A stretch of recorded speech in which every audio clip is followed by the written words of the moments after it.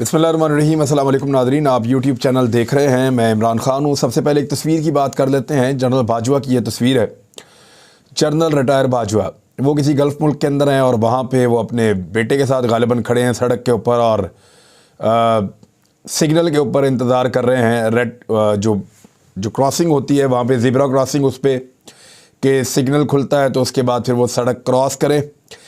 ये वो शख्सियत है जो जब पाकिस्तान के अंदर थे तो फिर स्याह और सफ़ेद के मालिक थे। मुल्क में बड़े बड़े लोगों की तकदीर के फ़ैसले इनकी मर्ज़ी से हो जाया करते थे। शहबाज शरीफ का इन्होंने वज़ीर-ए-आज़म बनाने के लिए इंटरव्यू लिया था।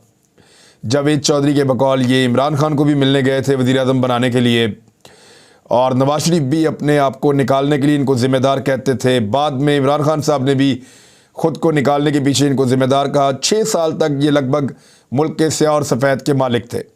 इनकी वजह से अभी भी पाकिस्तान के अंदर एक सहाफ़ी जो है वो कैद में है और वो बर्दाश्त कर रहा है कैदोबंद की सऊबतें। लेकिन आप ये देखिए किसी और मुल्क के अंदर ये बिल्कुल एक नॉर्मल आदमी की तरह है। पता क्यों? क्योंकि वो मुल्क नॉर्मल है, वहाँ की आवाम नॉर्मल है, वहाँ के कवानीन नॉर्मल हैं, वहाँ का निज़ाम नॉर्मल है। तो वहाँ पे ये नॉर्मल आदमी की तरह फिर सकते हैं। इनको कोई ख़तरा नहीं है, कोई प्रॉब्लम नहीं है। ये अपने बेटे के साथ निकले, सड़क के ऊपर घूम फिर रहे हैं और पैदल आने जाने में कोई कबाहत भी नहीं है, इनको बुरा भी नहीं लगता। लेकिन आप एक सवाल अपने आप से पूछिए कि क्या जनरल कमर जावेद बाजवा रिटायर पाकिस्तान की सड़कों के ऊपर अपने बच्चों के साथ या अपने जानने वालों के साथ ऐसे ही घूम फिर सकते हैं? नहीं ना। यहाँ घूम फिर क्यों नहीं सकते भाई? इस मुल्क के अंदर उन्होंने 6 साल तक एक बड़ी अहम ड्यूटी सर अंजाम दी है। यहाँ तो वो ज़्यादा महफूज होने चाहिए, यहाँ के लोगों को उनसे ज़्यादा प्यार करना चाहिए, यहाँ के लोगों को उनसे ज़्यादा मोहब्बत होनी चाहिए, यहाँ के निज़ाम में उनको ज़्यादा महफूज होना चाहिए। लेकिन ऐसा होता नहीं है। होता क्या है कि पाकिस्तान के अंदर इस मुल्क को चलाया इस तरीके से गया है कि इसके चलाने के अंदाज में लोग गैर महफूज हैं। यानी सियासतदान हैं तो वो गैर महफूज हैं, सेलिब्रिटीज़ हैं तो वो गैर महफूज हैं, सहाफ़ी हैं तो वो गैर महफूज हैं, इवन जो तहफ़्फ़ुज़ फ़राहम करने वाले लोग हैं वो भी गैर महफूज हैं। ये सवाल अपने आप से पाकिस्तान में हर ताकतवर शख्स को पूछना चाहिए। और इस इख्तिताम को देखते हुए, यानी मैं इख्तिताम इसलिए कह रहा हूँ कि अल्लाह ताला ज़िंदगी दे सबको, लेकिन जनरल बाजवा जिधर से गुज़रते थे वहाँ पे क्या आलम होता था ये सब जानते हैं। लेकिन आज वो खड़े हैं और गाड़ियों के गुज़रने का इंतज़ार कर रहे हैं कि गाड़ियाँ कब रुकेंगी और मैं गुज़रूँगा। कितना बड़ा फ़र्क है। इस फ़र्क को अगर हम समझ जाए ना तो हमारे बड़े मसाइल हल हो जाएंगे। ख्वाजा साद रफ़ीक ने एक बड़ी ज़बरदस्त बात की है। मुझे उनकी बहुत सारी बातों से इख्तलाफ होता है, लेकिन एक बड़ी शानदार बात की है ख्वाजा साद रफ़ीक ने, और मेरे ख्याल में यही वो निशानदेही है जो इस मुल्क को ख़राबी की तरफ लेकर जाती है। और दुरुस्त निशानदेही की है उन्होंने, ख्वाजा साहब ने।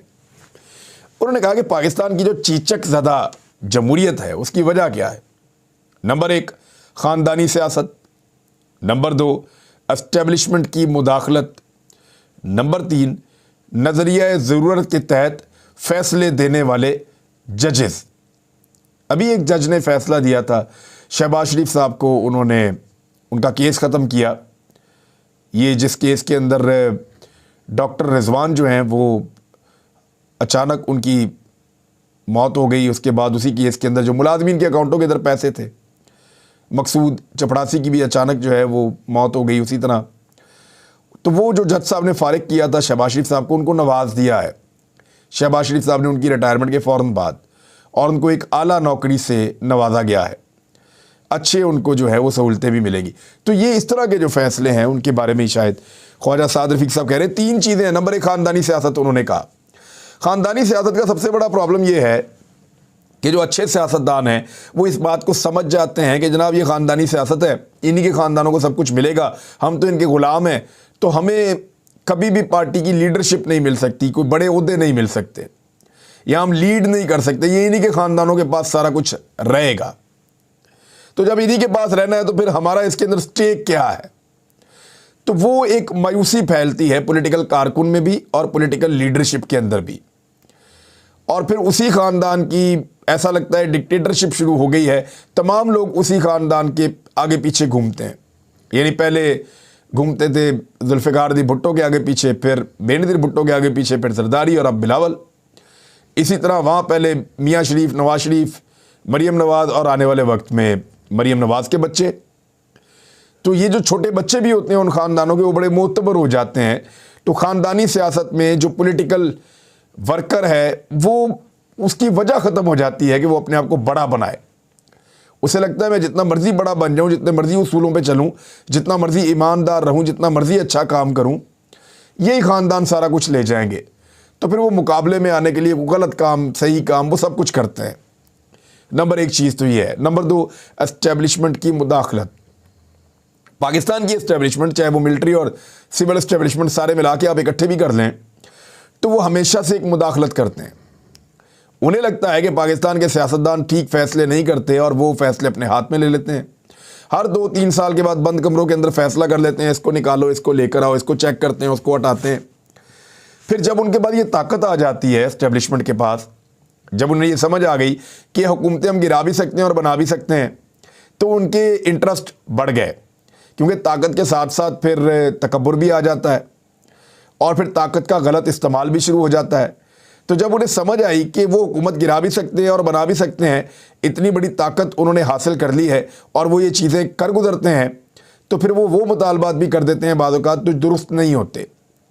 तो जब भी उनका मुतालबा नहीं माना जाता या उनकी बातें नहीं मानी जाती, तो मुल्क के हालात उनको मोड़ दिया जाता है।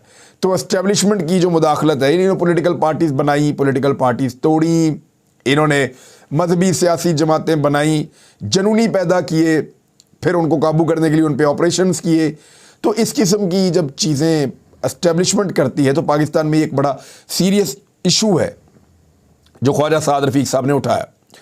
तीसरा, उन्होंने कहा नज़रिया ज़रूरत के तहत फ़ैसले देने वाले जजेज़। देखें, यहाँ तो टेलीफोनों के ऊपर भी शहबाज शरीफ साहब ये कहकर जज साहब से फ़ैसला ले लेते हैं कि जनाब नवाज शरीफ साहब ने कहा, बड़े भाईजान कह रहे हैं आप ये फ़ैसला कर दें, और ये होता रहा, हमने देखा माजी में। यहाँ जज को लेकर जाते हैं मदीना मुनव्वरा और वहाँ पे बैठ के हुसैन नवाज कहते हैं कि फ़ैसला हमारे हक़ में कर दो, वहाँ पे जाके डीलें करते हैं।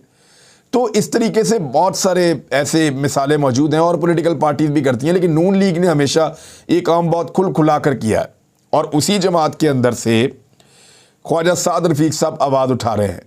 ये बड़ी खुशाइंद बात है। मैं उम्मीद करता हूँ कि बाकी पॉलिटिकल पार्टीज़ भी ऐसे ही उसी जमात के अंदर से आवाज़ उठाएंगी।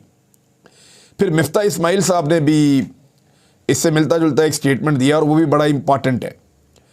उन्होंने यानी बात उन्होंने अपने उस दायरे के अंदर रहते हुए की है। उन्होंने कहा कि हमारी गवर्नेंस बदतरीन है, मुल्क के बेहतर मुस्तकबिल के लिए सोचना पड़ेगा।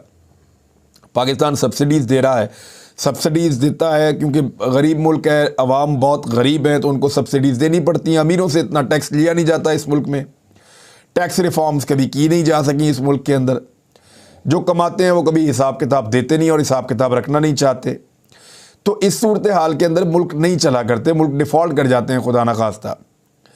तो इसमें मिफ्ता इस्माइल साहब ने कुछ अच्छी तजावीज़ दी हैं और मिफ्ता इस्माइल साहब इसहाक डार से तो बहुत बेहतर थे मेरे ख्याल में। इसहाक डार साहब ने तो इतना मायूस किया है कि लोग मिफ्ता इस्माइल को भूल गए हैं। और पाकिस्तान की जो माशी सूरत हाल है उसका हल सिर्फ इंतखाबात के अंदर नहीं है। अब जितने बुरे हालात हो गए हैं, अब अगर इंतखाबात करवा दिए जाएँ तो इंतखाबात के बाद बड़ी मुश्किलात इस कौम को उठानी पड़ेंगी और बड़े सख्त फ़ैसले इस मुल्क के अंदर होंगे। और किसी की भी हुकूमत आएगी, उसको अगर पाकिस्तान को डिफ़ॉल्ट से बचाना है और पाकिस्तान की मईशत को दुरुस्त करना है तो 2-3 साल जो है वो सख्ती बर्दाश्त करनी पड़ेगी। इमरान खान साहब ने जो निगरान हुकूमत के लिए पंजाब की परवेज़ इलाही साहब से मुशावरत की है, वो 3 नाम परवेज़ इलाही साहब सामने लेकर आए हैं। ये 3 लोग कौन हैं, मैं इनके बारे में आपको बता देता हूँ। इनमें पहला नाम जो है वो अहमद नवाज सखेरा साहब का है, अहमद नवाज सखेरा।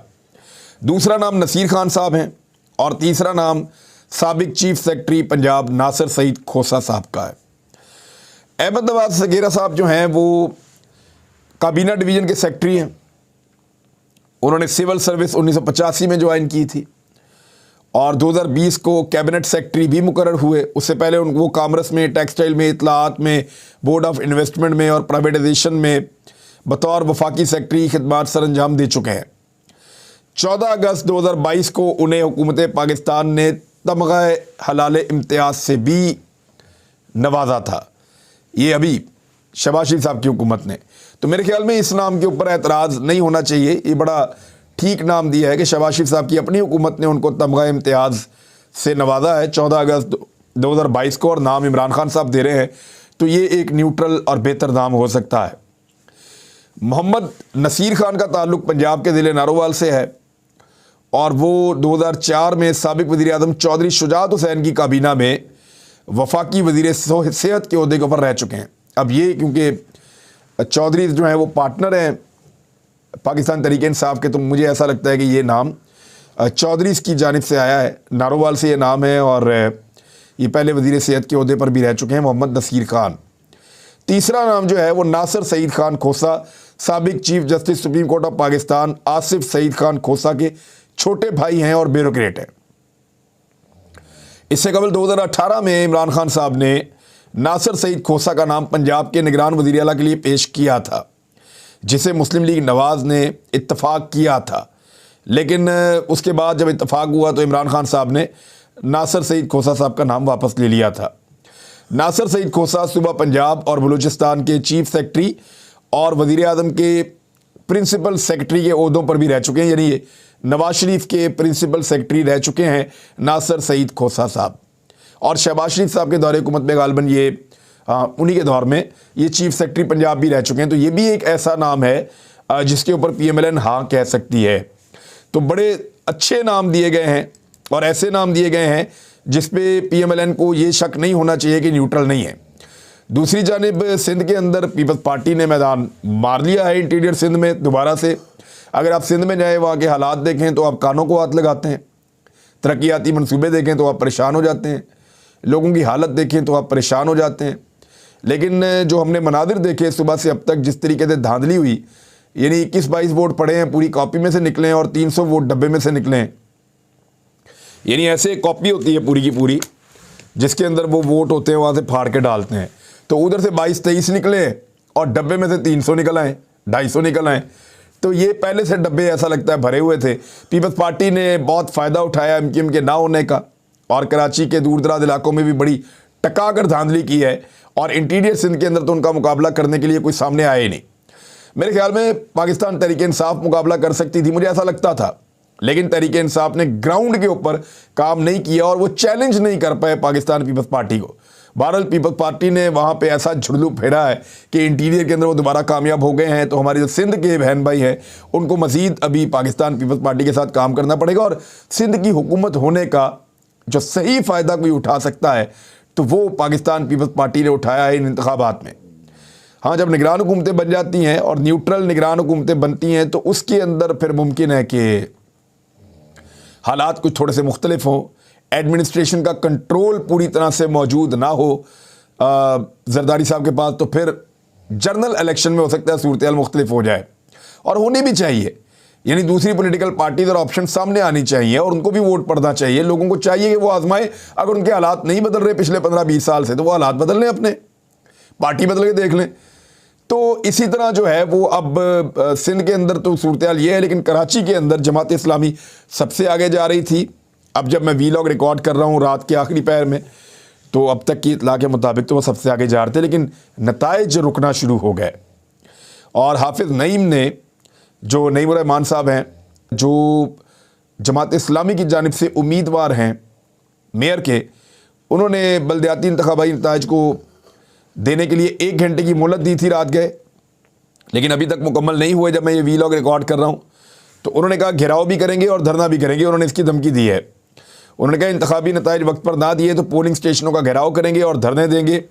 कराची में उन्होंने प्रेस कॉन्फ्रेंस की और उन्होंने कहा कि बल्दियाती इंतखाबात में जमात इस्लामी को भरपूर सपोर्ट पर शुक्रिया अदा करते हुए हमारी रीढ़ की हड्डी हमारे कारकुन हैं जिन्होंने नए दौर का आगाज़ कर दिया है। वैसे इस वक्त जो है वो अगर सिचुएशन आप देखें तो ऐसा ही लगता है कि ज़्यादा इम्कानात ये हैं कि जमात इस्लामी का मेयर होगा, और अगर वो ज़्यादा अक्सरियत ना ले पाए तो वो पाकिस्तान तहरीक इंसाफ के साथ इत्तेहाद भी कर सकते हैं। लेकिन जो धांधली कराची के अंदर भी रिपोर्ट हुई है, जिस तरह की वीडियोज़ हमने देखी हैं, जिस तरह के मनाजिर हमने देखे हैं, अगर जनरल इलेक्शन में भी यही होना है तो फिर तो ये हालात बहुत ख़राब हो जाएंगे पाकिस्तान में।